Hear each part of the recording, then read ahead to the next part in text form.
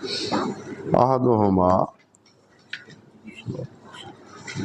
لا خفاء برجحان رتبۃ من لازمہ صلی اللہ علیہ وسلم وقاتل معہ او قتل تحت رایتہ علی من لم یلازمہ۔ اس میں کوئی پوشیدہ بات نہیں کہ رتبے میں رجحان، اضافہ، بڑھوتری اس کی ہے جو نبی علیہ الصلوۃ والسلام کے ساتھ لازم رہا ہو، ساتھ رہا ہو، آپ کے ساتھ مل کے قتال کیا ہو، یا آپ کے جھنڈے کے نیچے شہید ہو گیا ہو، قتل تحت رایتہ علی من لم یلازم ہو، اس پر جس نے اتنی ملازمت اور مداومت جو ہے وہ اس کو حاصل نہ ہو۔ اولم یحضر معہ مشہدا، یا وہ نبی علیہ الصلوۃ والسلام کے ساتھ کسی جہاد میں، معرکے میں حاضر نہیں ہو سکا۔ وعلی من کلمہ یسیرا، اور اس پر بھی جس نے بہت تھوڑا کلام کیا ہو یا بہت کم نبی علیہ الصلوۃ والسلام کے ساتھ چلا ہو، یا دور سے آپ صلی اللہ علیہ وسلم کو دیکھا ہو، یا بچپن کی حالت میں نبی علیہ الصلوۃ والسلام کی خدمت میں والدین نے اس کو حاضر کیا ہو۔ وَإِنْ كَانَ شَرْفُ الصُّحْبَةِ حَاصِلًا لِجَمِيعٍ، اگرچہ صحبت کا شرف تمام کو حاصل ہے۔ اللہ سبحانہ و تعالیٰ نے یہ بات فرمائی ہے، آپ نے قرآن مجید میں پڑھا ہوگا اور یقیناً یہ آیت بھی یاد ہوگی کہ لا یستوی من انفق من قبل الفتح وقاتل اولئک اعظم درجۃ من الذین انفقوا من بعد وقاتلوا وکلا وعد اللہ الحسنی۔ یہ دونوں برابر نہیں ہیں۔ جس طرح حضرات انبیاء کرام علیہم السلام نبی رسول ہونے میں بحیثیت نبوت یا رسالت کے تمام کا مرتبہ، تمام کو یہ شرف حاصل ہے، لیکن ان میں بھی جو 5 انبیاء کرام علیہم السلام ہیں ان کا شرف و فضل دوسرے باقی انبیاء سے فائق ہے۔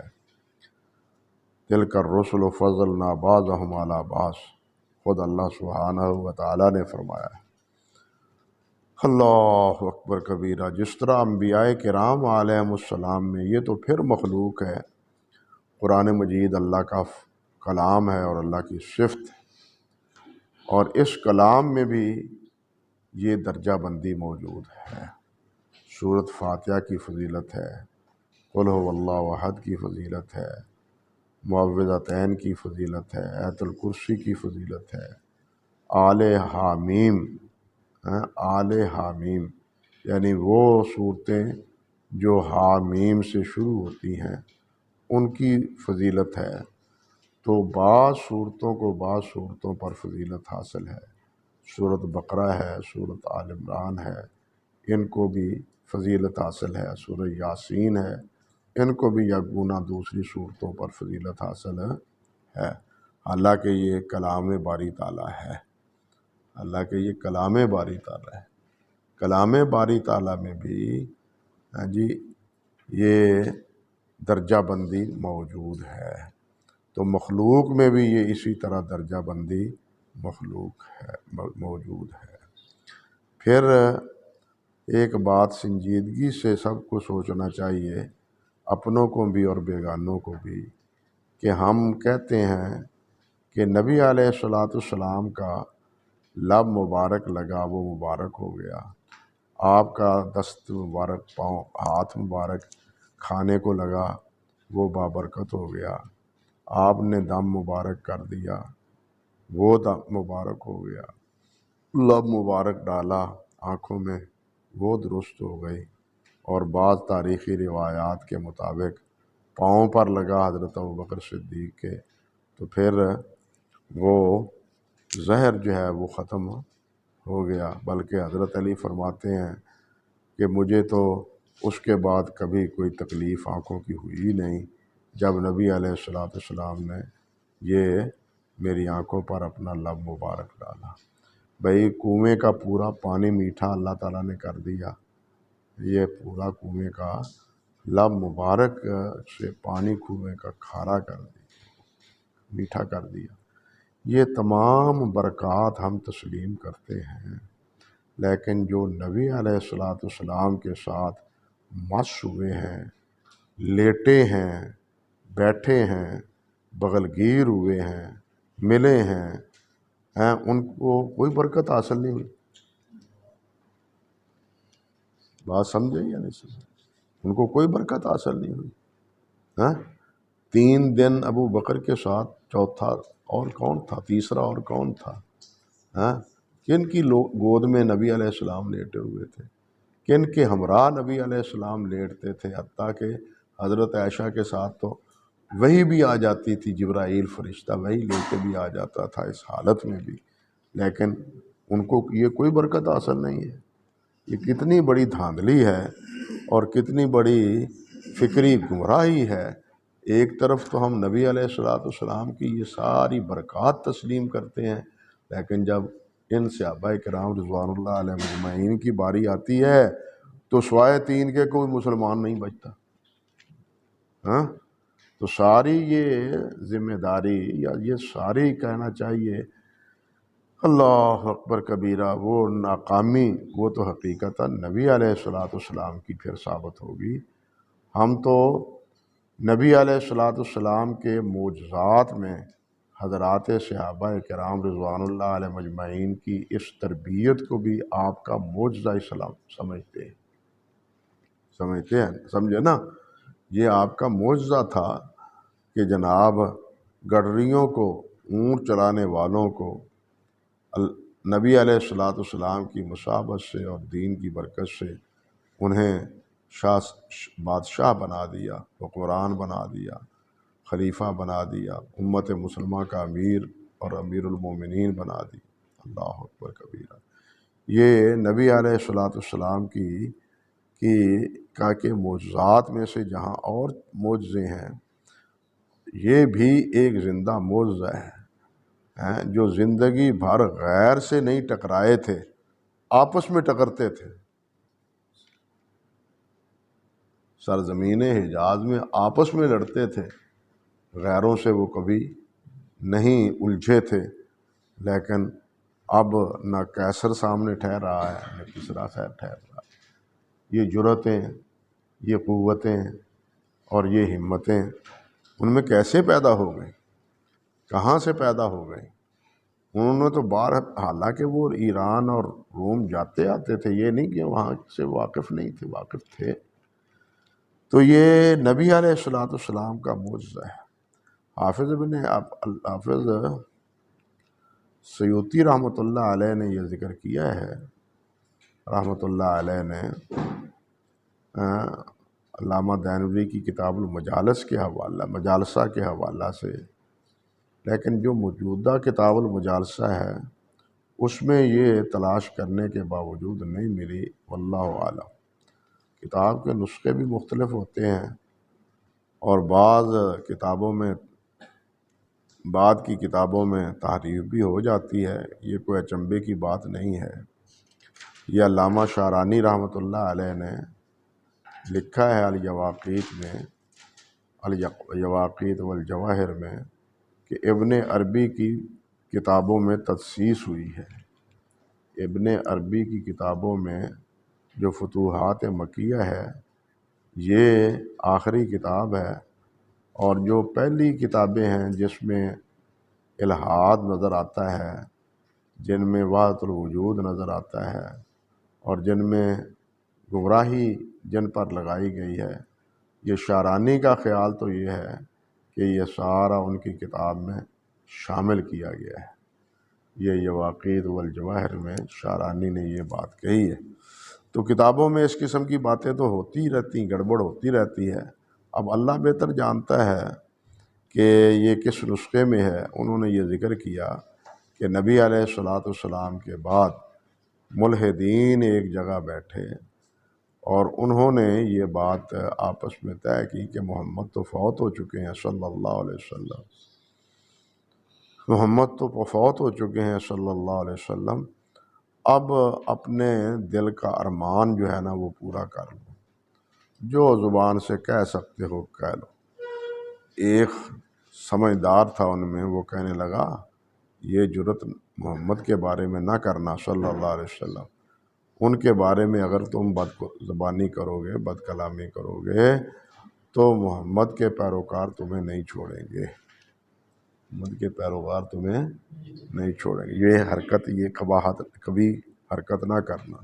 ہاں البتہ یہ کرو کہ تم محمد کے پیروکاروں کے بارے میں جو کہنا چاہتے ہو کہہ لو، لوگ خود سمجھ لیں گے کہ جس کے پیروکاروں کی یہ حالت ہے وہ تو ان کا پیر کیسا ہوگا، وہ خود سمجھ لیں گے لوگ۔ ہیں تمہیں کیا ضرورت ہے کسی کو برا کہنے کی، تم ان کو برا کہو۔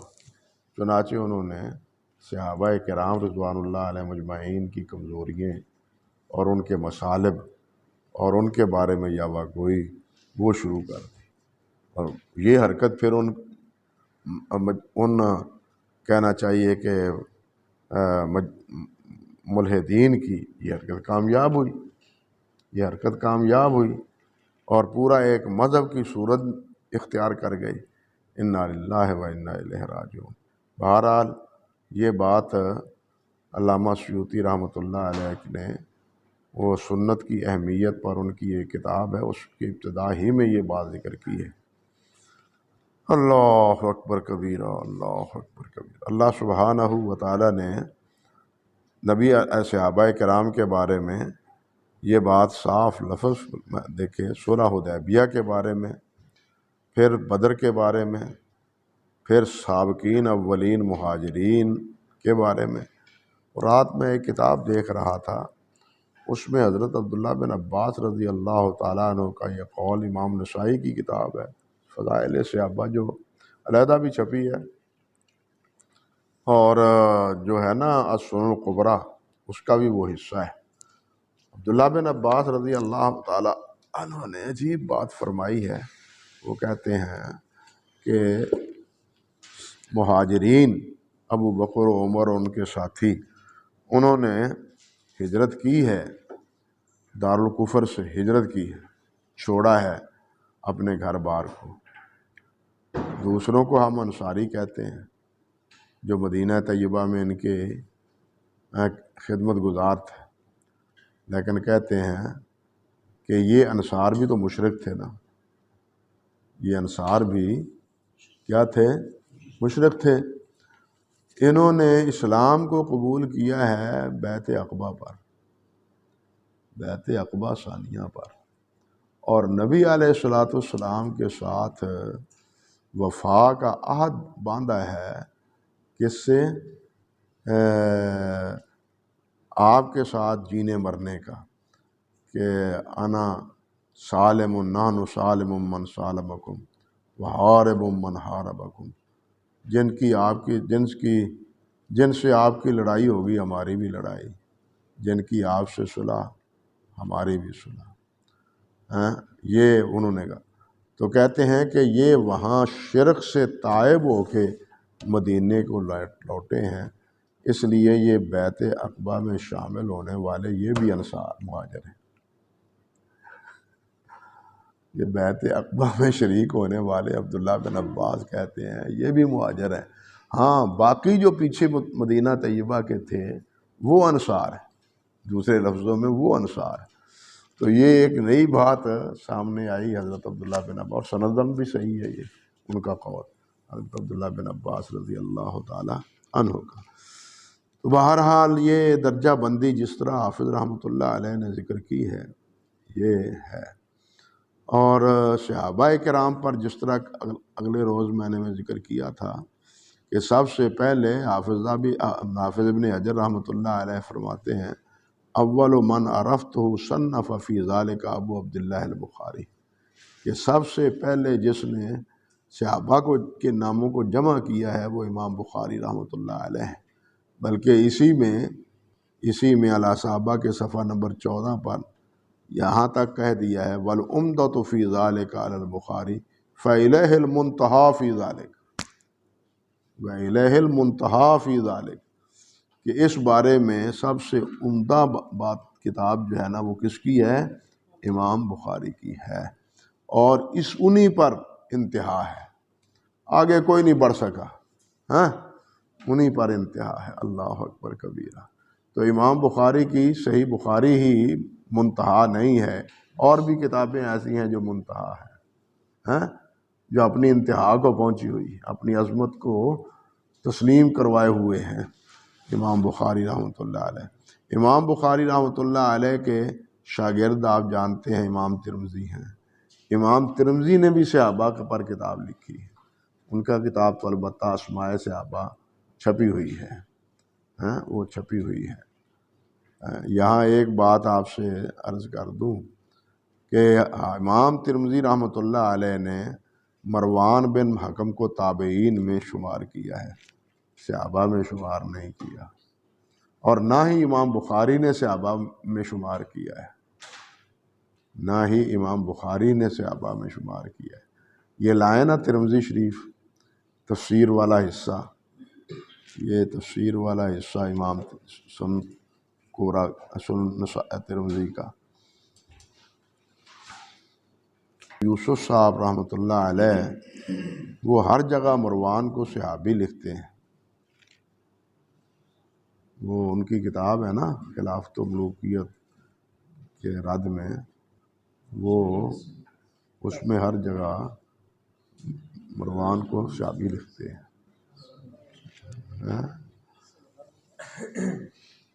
اور تسامحات ہوئے ہیں، پھر اسی شرف کی وجہ سے ان کی تعویلات کرنے پر وہ مجبور ہوئے ہیں بہت سارے۔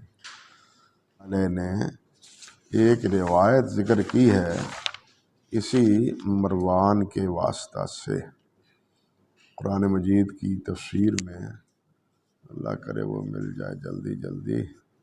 حدثنی سہل بن سعد قال رأیت مروان بن الحکم جالسا فی المسجد فاقبلت حتی جلست الی جنبہ فاخبرنا ان زید بن ثابت اخبرہ ان النبی صلی اللہ علیہ وسلم املا علینا لا یستوی القاعدون من المؤمنین۔ یہ ساری بات آگے لکھواتے ہیں، کہتے ہیں ھذا حدیث حسن صحیح ھذا روا غیر واحد عن الزہری عن سہل بن سعد نحو ھذا وروا معمر عن الزہری ھذا الحدیث عن قبیصہ بن ذؤیب عن زید بن اسلم وفی ھذا الحدیث روایت رجل من اصحاب النبی صلی اللہ علیہ وسلم عن رجل من التابعین، رواہ سہل بن سعد الانصاری عن مروان بن حکم و مروان لم یسمع من النبی صلی اللہ علیہ وسلم وہو من التابعین۔ یہ کتنی صراحت ہے امام ترمذی کی، وہو من التابعین، اور وہ کس میں ہے؟ تابعین میں ہے۔ اللہ اکبر، یہ فائدہ ہے اس کا، یہ فائدہ اٹھانا چاہیے، اس میں کوئی شک نہیں۔ اب یہاں مجھے ڈھونڈتے ہوئے ہاں یہ مل گئی، یہاں بھی یہ صفحہ 92 ہے، صفحہ 92 ہے، جلد نمبر ہے 3 غالباً 4۔ لو جناب، اور اگر آپ دیکھنا چاہیں مزید تو بخاری میں ہے، میرے خیال 8ویں جلد میں ہے، بولا ہے 8ویں جلد میں رحمۃ اللہ علیہ یہی روایت ذکر کرتے ہیں، امام بخاری نے یہی ذکر کی لا یستوی القاعدون والی۔ حافظ رحمۃ اللہ علیہ فرماتے ہیں قالت ترمذی، پہلے یہ سارا کلام ہے، قالت ترمذی فی ھذا الحدیث روایت رجل من الصحابہ وہو سہل بن سعد عن رجل من التابعین وہو مروان بن حکم ولم یسمع من رسول اللہ صلی اللہ علیہ وسلم فہو من التابعین۔ قلت لا یلزم من عدم السماع عدم الصحبہ، یہاں ایک اعتراض ہے، حافظ کہتے ہیں کہ عدم سوا سے صحبت کی نفی نہیں. والاول ما قال فیہ البخاری، جو پہلی بات ہے عدم صحبت کی وہ بخاری نے بھی کہی. لم یر النبی صلی اللہ علیہ وسلم، کیا کہا کہ لم یر النبی صلی اللہ علیہ وسلم وقد ذکرہ ابن عبد البر فی الصحابہ. حافظ صاحب کا استدلال یہ ہے لأنہ ولد فی عہد النبی صلی اللہ علیہ وسلم قبل عام احد وقیل عام الخندق والثابت. اب دیکھیے یہ دلیل ہے حافظ ابن حجر کی. والثابت عن مروان انہ قال لما طلب الخلافہ فذکروا له ابن عمر فقال لیس ابن عمر بافقہ منی ولکنہ اسن منی وکانت له صحبہ. فہذا اعتراف منہ بعدم صحبتہ، مل گئی ہے. وَإِنَّمَا لَمْ يَسْمَعْ مِنَ النَّبِيِّ وَإِنْ كَانَ سِمَاعُهُ مِنْهُ مُمْكِنًا لِأَنَّ النَّبِيَّ صلی اللہ علیہ وسلم نفى أباه إلى الطائف فلم يرده إلا عثمان. باپ بیٹا یہ تو وہاں کہاں تھے؟ طائف میں. پھر بعد میں نبی علیہ السلام حضرت عثمان نے سفارش کی تو حکم بن عاص وہ پھر واپس آئے. یہ تو وہاں تھے، اس لیے نبی علیہ السلام کے ساتھ رویت یا سماع یہ ثابت نہیں ہے. حافظ ابن حجر نے یہ 260 صفحے پر یہی بات کہی ہے تفصیلاً ذرا جلد 8 میں. اللہ آپ کا بھلا کرے. اللہ اکبر.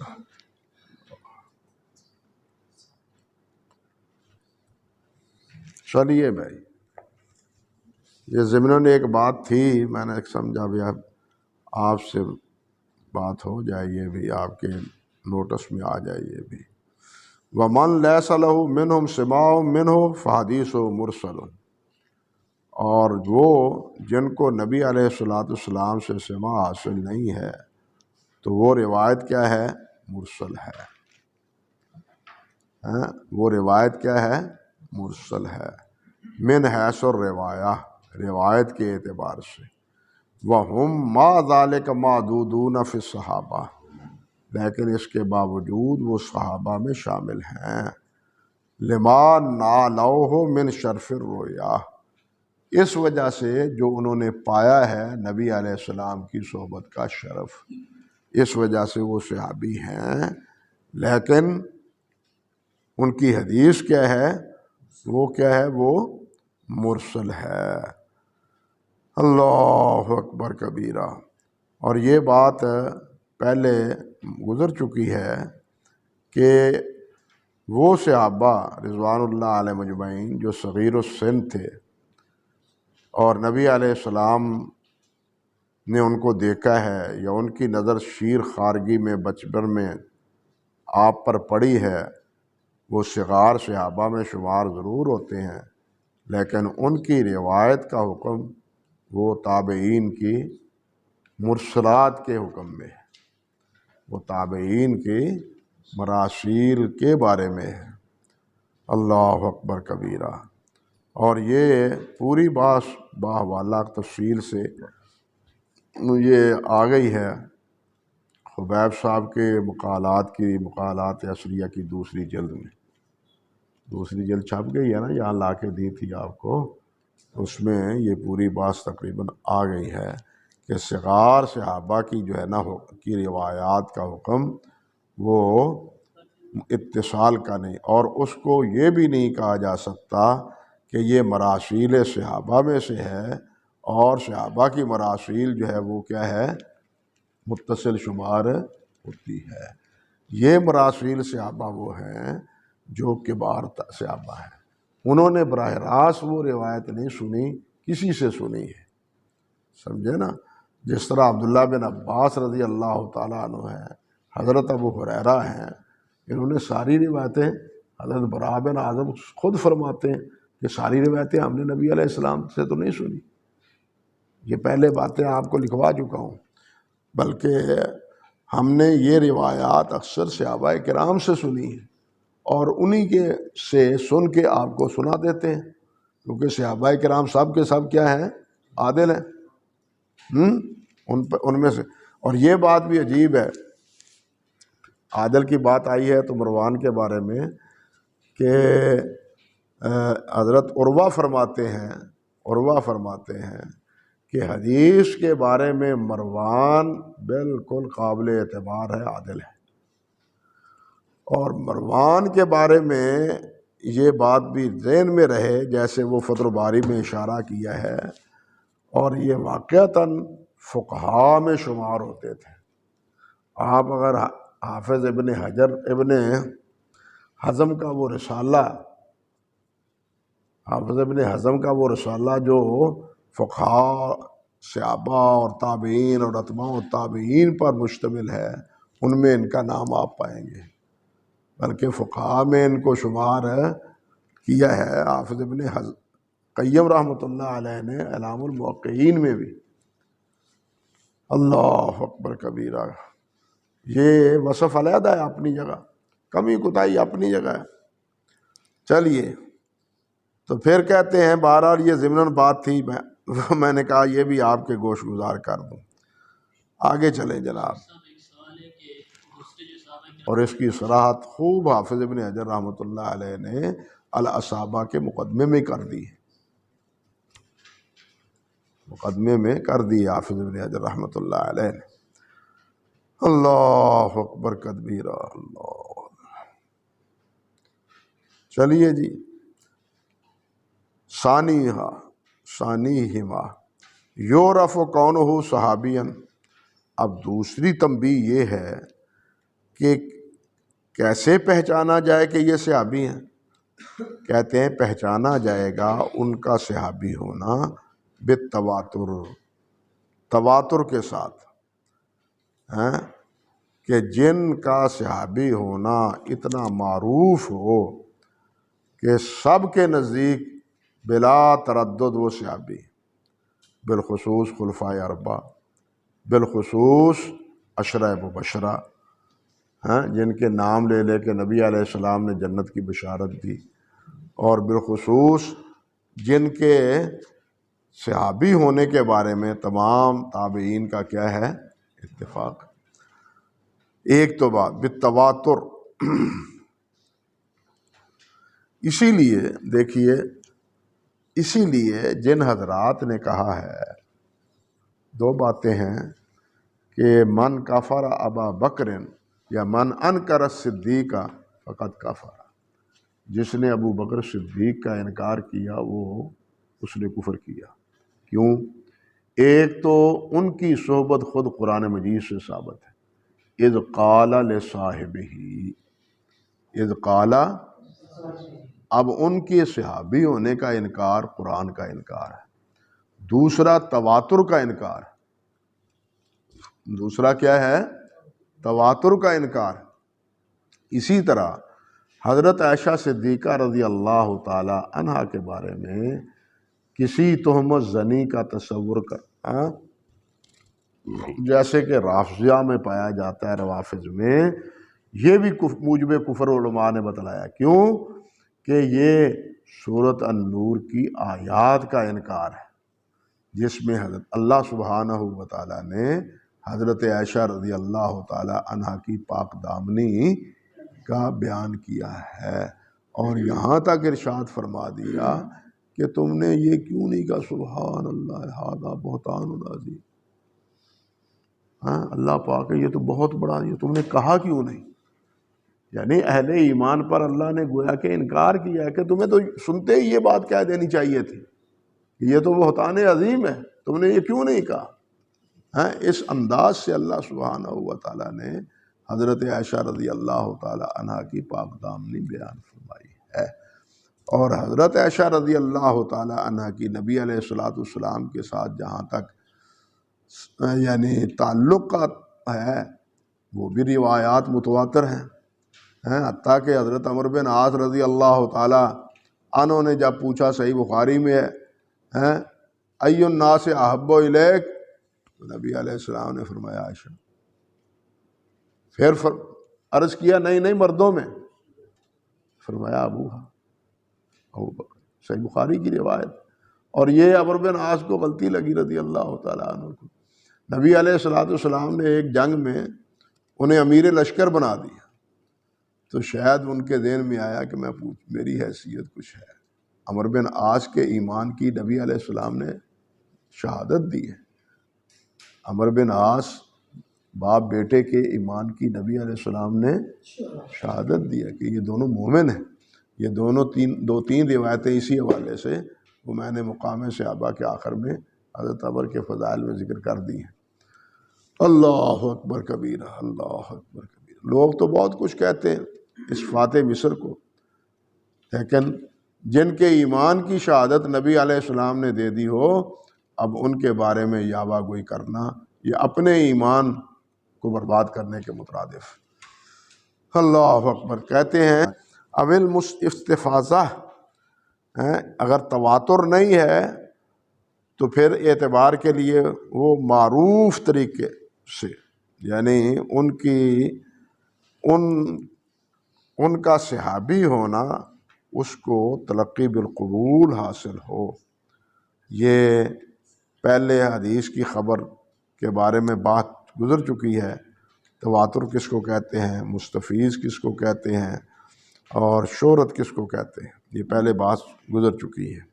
اب شہرہ یا مشہور ہو کہ وہ صحابی ہوں، اور بے اخبار بعض صحابہ، یا بعض صحابہ یہ بات کہیں کہ یہ صحابی ہے، صحابہ کہیں کہ یہ صحابی ہے، اور بعض ثقات التابعین، یا بعض ثقہ تابعی کہیں۔ یہ شرط ثقہ تابعی کی اس بات کی مشر ہے کہ اگر کسی ایسی روایت میں صحابی ہونا کسی کا منقول ہو جو سندن درست نہ ہو تو اس کو صحابی قرار نہیں دیا جا سکتا۔ بات سمجھے میری یا نہیں؟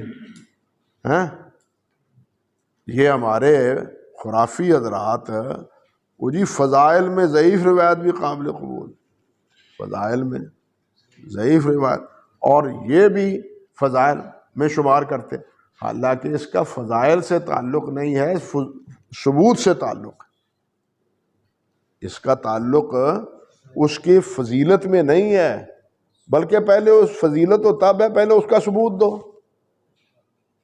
صحابی ہونا فضیلت تب ہے جب اس کا ثبوت ہو۔ بھئی ثبوت کے لیے جب تابعین کے ثقہ ہونے کی شرط ہے تو پچھلے راوی، حالانکہ تابعین نسبتاً خیر الناس قرنی ثم الذین یلونہم میں شامل ہیں، وہاں ایک خیر کی پوزیشن ہمارے سامنے ہے، بلکہ احناف کے نزدیک تو بتلا چکا ہوں کہ خلفاء یعنی قرون ثلاثہ کے مجاہیل جو ہیں وہ بھی ان کے نزدیک ثقہ ہیں، اسی روایت کی بنیاد پر، محض اسی روایت کی بنیاد، حالانکہ یہ اصول بھی درست نہیں ہے۔ کہنا یہ چاہتا ہوں کہ جب تابعین کے بارے میں یہ ثقہ ہونے کی شرط حافظ نے ذکر کی ہے تو کسی ضعیف سند سے کسی کا صحابی ہونا وہ اس کے صحابی ہونے کی دلیل نہیں بن سکتا۔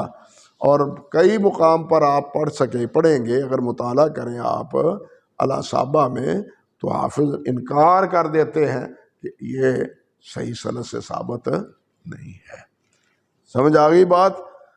وب اخبار ہی عن نفسہ ہی، یا یہ کہ وہ خود کہے کہ میں صحابی، میں نے نبی علیہ السلام کا دیدار کیا ہے، آپ کی صحبت میں بیٹھا ہوں، بِأَنَّهُ صحابی اذا کان دعواہ ذالک تدخل تحت الامکان، لیکن یہ تب ہے جب اس کا دعویٰ آپ کی صحبت میں بیٹھنے کا یا دیکھنے کا وہ ممکن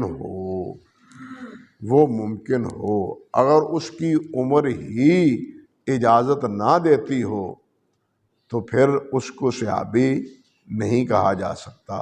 آپ نے پڑھا ہے نا، نبی علیہ السلام نے فرمایا ہے آخری سال میں، بلکہ آخری زندگی کے آخری دنوں میں، کہ اس وقت زمین پر جتنے انسان ہیں وہ 100 سال کے بعد اس دنیا سے چل بسیں گے، نہیں رہیں گے۔ اور اسی وجہ سے جن حضرات نے 100 کے بعد دعویٰ صحبت کیا ہے اس کا انکار ہے کہ وہ صحابی نہیں ہے، کیونکہ نبی علیہ السلام نے فرمایا ہے کہ 100 سال کے بعد جو اس وقت دنیا میں موجود ہیں وہ کوئی بھی بچے گا نہیں۔ ہمارے ہندوستان کا رتن ہندی مشہور ہے، بلکہ اس کی قبر کی ہندوستان میں اب بھی پوجا ہوتی ہے، اب بھی پرستش ہوتی ہے رتن ہندی کی۔ اس نے یہ دعویٰ کیا تھا کہ میں صحابی ہوں، حالانکہ اس نے نبی علیہ السلام سے کہ بہت عرصہ بعد یہ جو ہے نا، کیا اللہ آپ کا بھلا کرے، دعویٰ صحابیت کا کیا تھا۔ یہ میزان لائیں، رتن ہندی کا ترجمہ،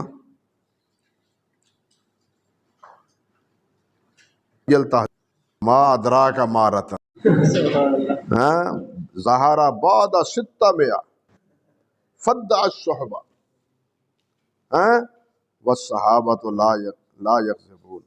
اللہ اکبر۔ وہذا جریء علی اللہ ورسولہ وقد الفت فی امرہ جزءا، میں نے مستقل اس کے رد میں ایک کتاب لکھی، ما کون کذابا فقد کذبوا علیہ جملۃ کبیرۃ من اسمج الکذب والمحال، ایسی باتیں کی ہیں جو نامکمل اور بالکل محال ہے۔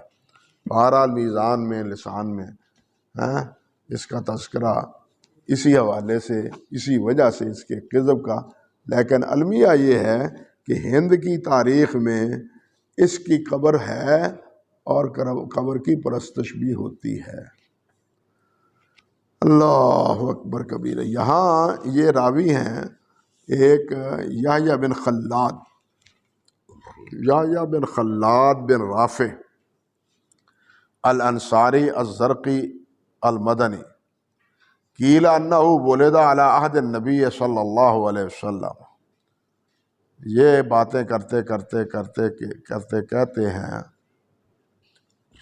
اللہ اکبر کبیرہ، اللہ ہکذا قال ابن حبان فی اتباع التابعین۔ اللہ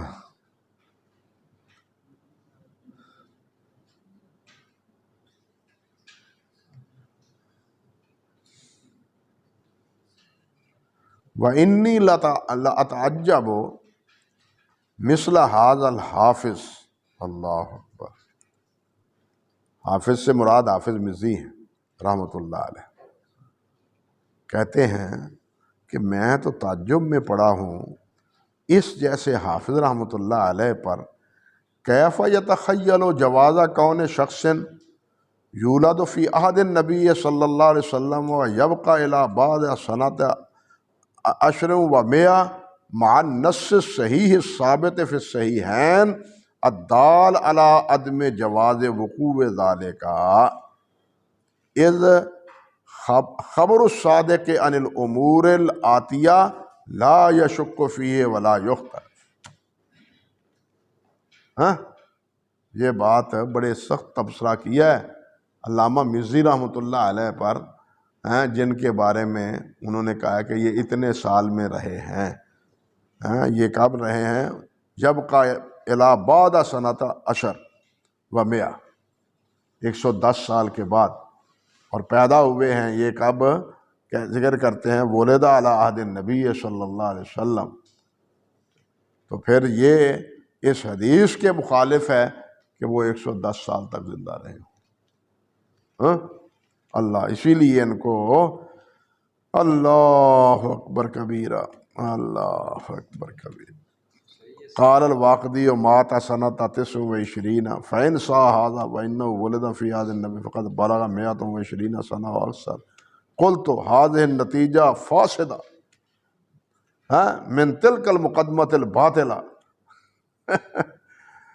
اس باطل مقدمے سے یہ نتیجہ بھی فاسد۔ بڑے سخت تبصرہ کیا ہے حافظ نے یہاں اسی کا بات پر، اور بنیاد اس کی نبی علیہ السلام کا یہی فرمان ہے۔ اسی لیے کہتے ہیں کہ دعویٰ اس کا صحیح ہے جس کا امکان ہو، سمجھے یا نہیں؟ جس کا امکان ہی نہیں ہے وہ صحابی نہیں ہو سکتا۔ اسی طرح اللہ اکبر، اسی سے استدلال کیا گیا ہے حضرت خضر کی وفات کا، بِأَنَّهُ، لیکن اس کا جواب دینے والے کہتے ہیں کہ وہ زمین پر رہتے ہی نہیں، وہ رہتے ہی پانیوں میں ہیں۔ اور اسی سے استدلال کیا گیا ہے حضرت عیسیٰ علیہ السلام کی صحابی ہونے کا، مگر ان کے بارے میں یہ نہیں کہا جا سکتا کہ وہ زمین میں رہتے ہی نہیں، وہ تو رہتے ہی آسمان پر ہیں۔ اسی طرح اس دور میں جن بھی صحابی تھے، نبی علیہ السلام کے پیچھے نماز بھی پڑھی، قرآن مجید بھی سنا، اور جا کے نبی علیہ السلام کی بشارت بھی دی، انا سمعنا قرآنا عجبا، عجیب قرآن سنا ہے ہم۔ اللہ اکبر کبیرہ، اللہ اکبر۔ اور اسی طرح جبیر بن حارث، ربیع بن محمود، سرباتک الہندی اور یسیر بن عبداللہ اور سلیمان بن نافع العبدی، انہوں نے بھی اللہ آپ کا بھلا کرے کیا کیا ہے؟ دعوی صحابیت کیا ہے۔ جس طرح کہ لسان المیزان میں ان کے تراجم میں حافظ نے ذکر کیا ہے، لسان المیزان اللہ آپ کا بھلا کرے 6 جلد صفحہ 69،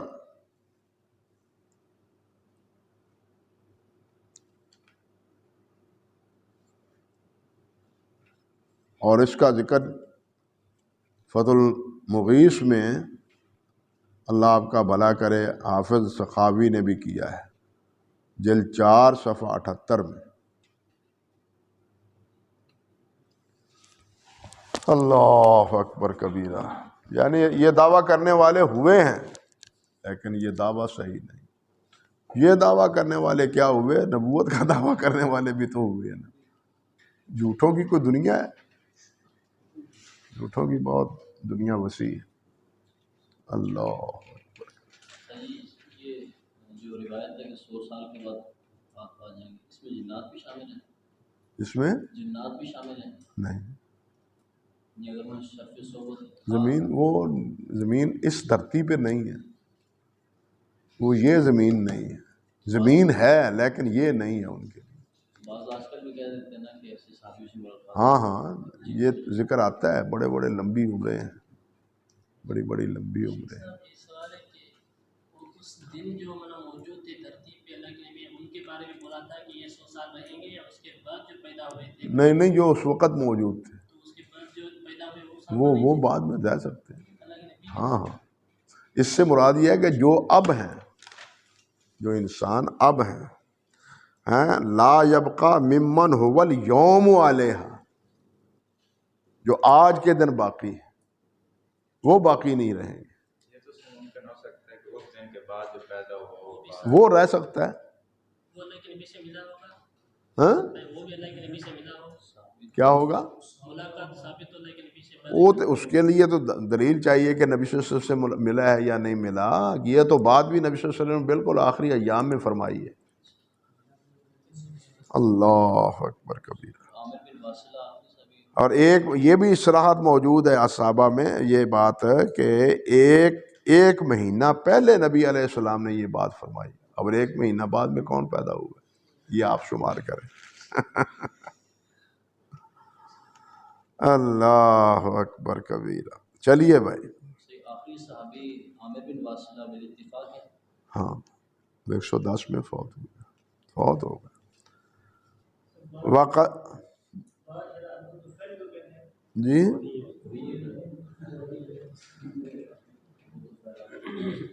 وقد استشکل هذا الخبر جماعت من حیث ان دعواہ ذلک نظیر دعوی من قال انا عدل۔ بعد نے اس اخیر کو، هذا الاخیر، یہ آخری بات جو میں نے کہی ہے، اس کے بارے میں ایک اشکال پیش کیا ہے ایک جماعت نے انہوں نے یہ دعویٰ کیا ہے بھائی کہ یہ تو بات اسی نوعیت کی ہے، نظیر و دعویٰ من قال عدل، جو کہتا ہے کہ میں عادل ہوں، اگر اس کے عادل ہونے کی بات آپ تسلیم کرتے ہیں تو کسی کے دعوی صحابی ہونے کی بات وہ بھی تسلیم کریں۔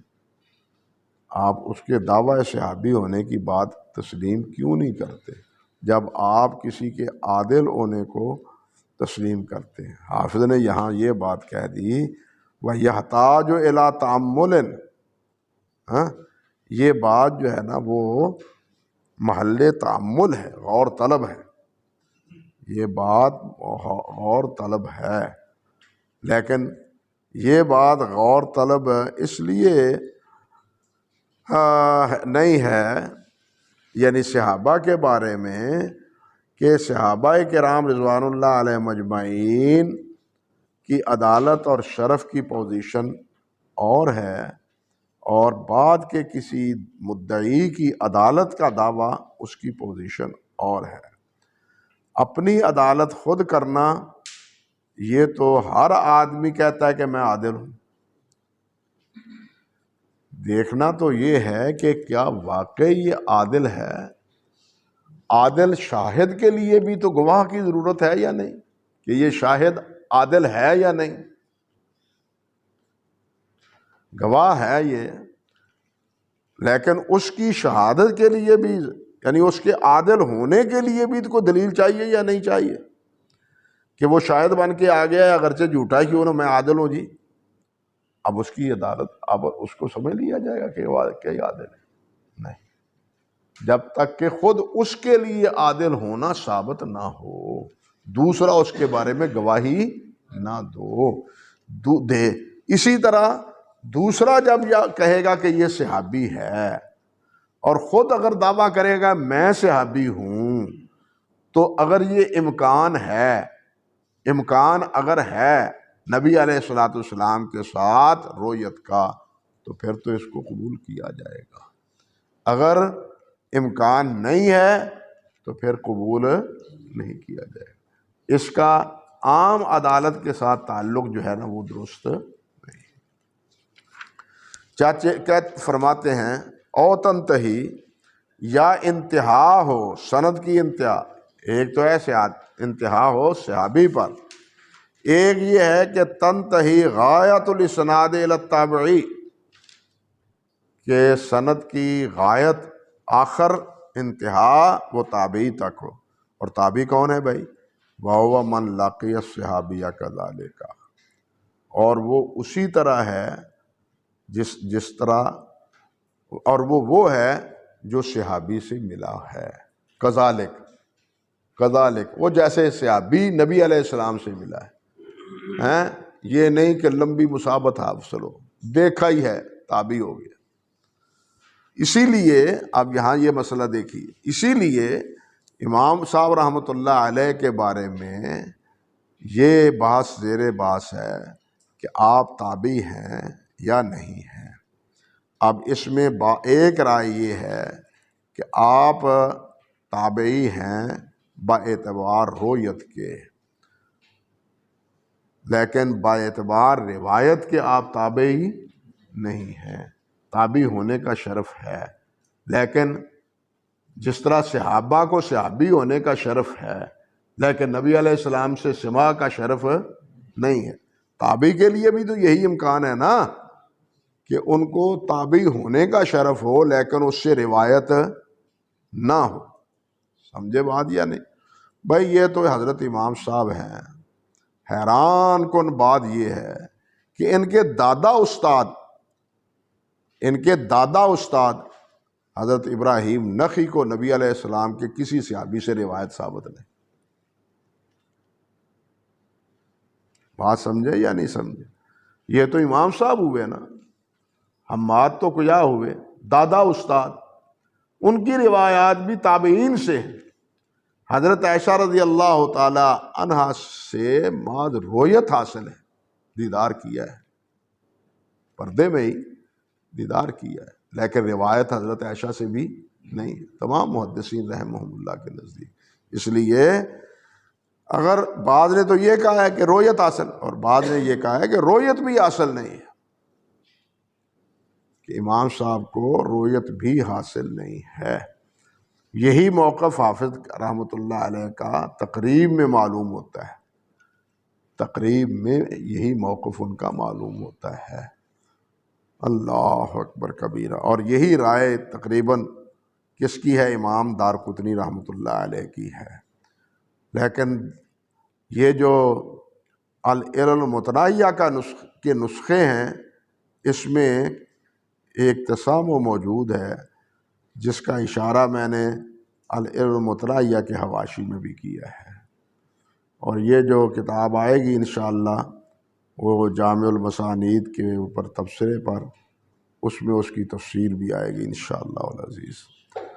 ھذا متعلق باللقی، یہ متعلق ہے ملاقات سے، وما ذکر معہ، اور جو اس کے ساتھ ذکر کیا گیا ہے، یعنی وہ قیود جو اس کے ساتھ ذکر کیے گئے ہیں صحابی کی تعریف میں، الا قید الایمان بہی، سوائے ایمان لانے کی، کیونکہ صحابی پر ایمان لانے کی تو بات نہیں، ایمان لانے کی بات تو ہے رسول اللہ پر۔ کہتے ہیں فذالک خاص بالنبی صلی اللہ علیہ وسلم، تابعی پر ایمان لانا شرط نہیں، ایمان لانا شرط کس پر ہے، کے لیے ہے؟ نبی علیہ الصلوۃ والسلام پر۔ ہاں وھذا ھو المختار، اور یہی بات پسندیدہ ہے، خلافا لمن اشترط فی التابعی طول الملازمہ، برعکس ان حضرات کے جنہوں نے شرط لگائی ہے کہ اس کو لمبی مصاحبت، ملازمت، مداومت اس کو حاصل ہو، اور صحبت السماع او التمییز، یا اس کو سماع کی صحبت ہو، یا اس نے حالت تمییز میں صحابی کو دیکھا ہو۔ اللہ اکبر کبیرہ۔ ابن حبان کہتے ہیں کہ یشترط ان یکون رآہ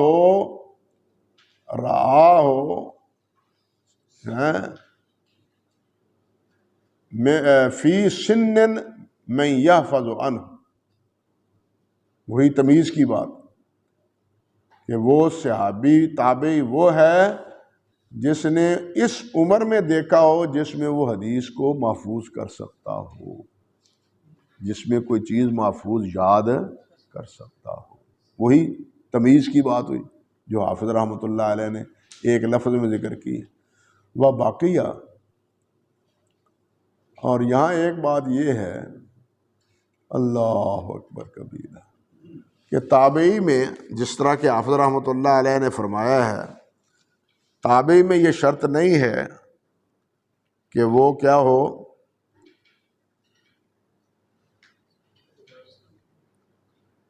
کہ وہ صحابی کی روایت کے وقت وہ نبی علیہ الصلوۃ والسلام پر ایمان رکھتا ہو۔ یعنی ایک صورت یہ بھی ہے نا کہ تابعی ہے، صحابی کو اس نے دیکھا ہے لیکن مومن نہیں، جیسے نبی علیہ الصلوۃ والسلام کو دیکھا ہے لیکن ادرائے ایمان نہیں، پہلے مثال گزری ہے نا اس کی۔ یہی امکان تابعین میں بھی ہو سکتا ہے، صحابہ میں ہے تو تابعین میں بھی ہے، لیکن جب وہ ایمان لاتا ہے تو پھر وہ مسلمان ہوتا ہے، اور اس وقت صحابی کی سنی ہوئی بات وہ صحابی کی طرح ہی،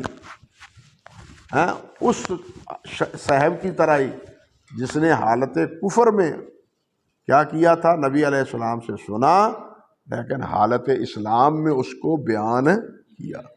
اس لیے بار بار بتلایا جا چکا ہے کہ روایت کے وقت عدالت شرط ہے، سماع کے وقت عدالت شرط نہیں۔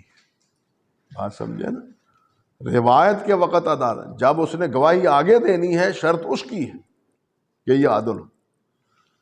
اللہ اکبر کبیر۔ حافظ ابن کثیر رحمۃ اللہ علیہ نے مختصر علوم الحدیث میں کہا ہے کہ امام حاکم رحمۃ اللہ علیہ کے کلام کا تقاضا یہ ہے کہ تابعی وہ ہے جس نے نبی علیہ صحابی سے ملاقات کی ہو اور ان سے روایت بھی کی ہو، یہ حافظ ابن کثیر نے نقل کہا ہے، لیکن اس پر تعاقب کیا ہے حافظ سخاوی نے۔ یہ مختصر علوم الحدیث کا صفحہ نمبر 181 ہے، اور حافظ سخاوی نے جلد 4 صفحہ 96 میں اس پر تعاقب کیا ہے۔ وہ کہتے ہیں انما نسبہ للحاکم فی نظر، کہ حاکم کی طرف جو بات منسوب کی ہے ابن کثیر رحمۃ اللہ علیہ نے، یہ محل نظر ہے۔ فقد قال الحاکم فی المعرفہ، حاکم نے معرفہ میں کہا ہے وَطَبْقَةٌ تُعَدُّ فِي التَّابِعِينَ وَلَمْ يَصِحْ سِمَاعُ أَحَدٍ مِّنْهُمْ مِنَ الصَّحَابَةِ، کہ تابعین میں وہ بھی شمار کیا جاتا ہے جس کا کسی بھی صحابہ سے سماع نہ ہو۔ رؤیت کافی ہے، دیکھنا کافی ہے، سماع ضروری نہیں ہے۔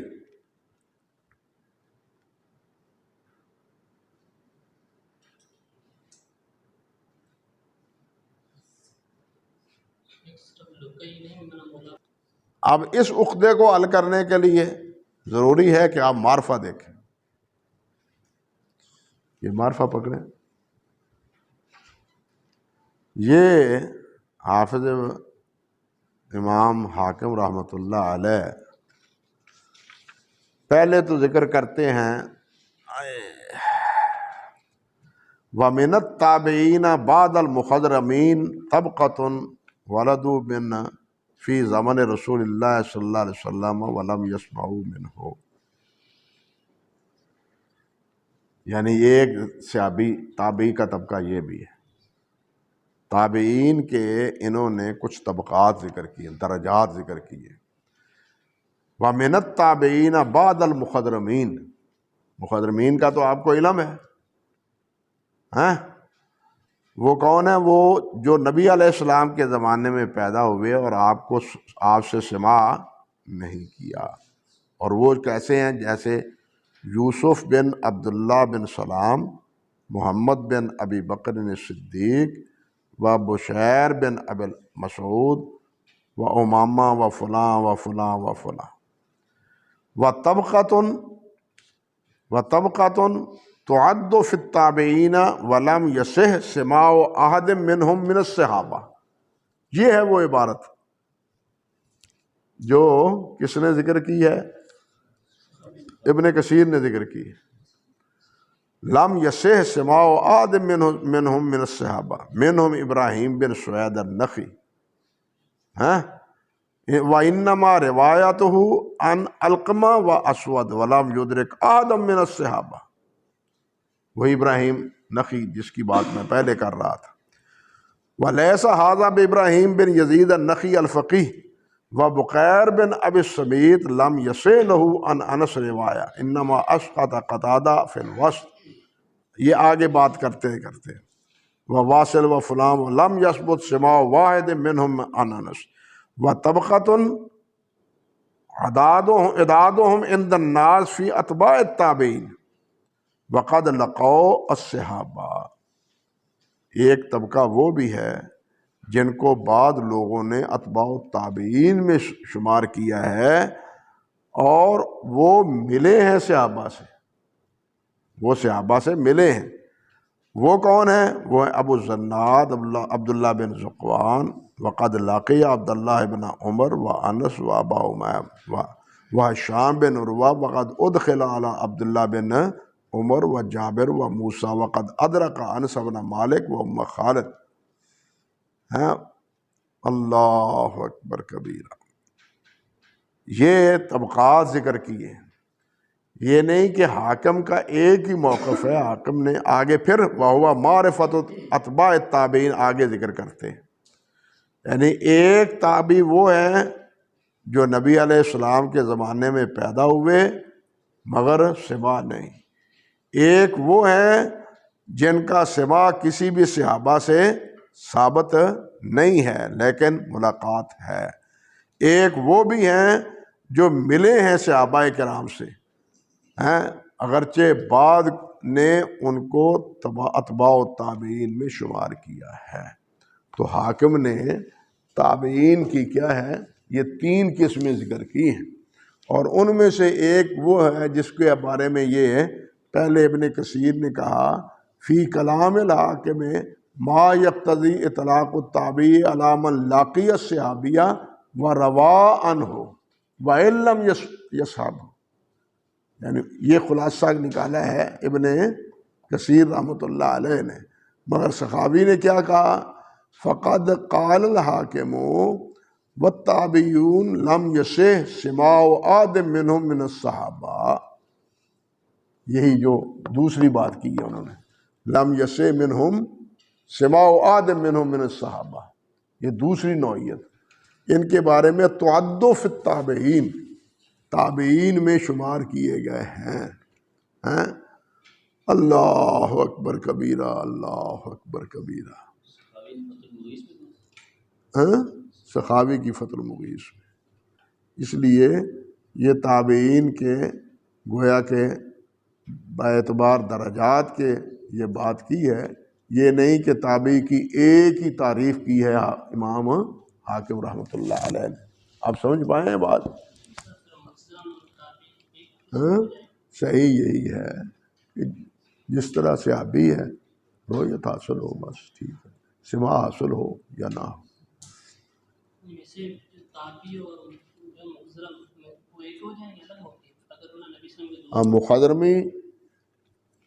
مخادرمی بھی وہی ہیں، لیکن مخادرمی وہ ہیں جنہوں نے عہد اسلام اپنے شعور میں پایا ہے،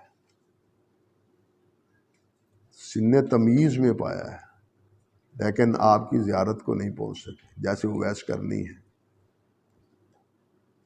سمجھے؟ انہوں نے زمانہ پایا ہے نبی صلی اللہ علیہ وسلم کا، انہوں نے نبی علیہ السلام کا دیدار تو کیا ہے، صحابی جو ہے صغیر، لیکن کچھ وہ ہیں جو پیدا ہوئے ہیں لیکن دیکھے نہیں، نبی صلی اللہ علیہ وسلم کو دیکھا نہیں، وہ تابعی۔ اللہ اکبر۔ و باقیہ بین الصحابہ، اور باقی جو بات ہے نا وہ باقی رہنے دے، 11:15 ہو گئے باقی